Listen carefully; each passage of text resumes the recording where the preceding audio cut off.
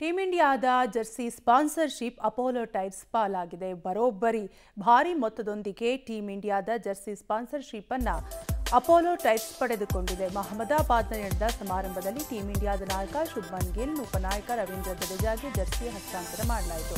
Apollo ಟೈರ್ಸ್ನ chairman Onkar Singh Kanwar, vice chairman Neeraj Kanwar ಜರ್ಸಿಯನ್ನು ಗಿಲ್ಗೆ ಹಸ್ತಾಂತರ ಮಾಡಿತು. ಮುಂಬರುವ ಸರಣಿಗಳಲ್ಲಿ ಟೀಮ್ ಇಂಡಿಯಾ ಅಪೋಲೋ ಟೈರ್ಸ್ ಒಳಗೊಂಡ ಜರ್ಸಿಯನ್ನು ತೊಟ್ಟು ಕಣಕ್ಕಿಳಿಯಲಿದೆ.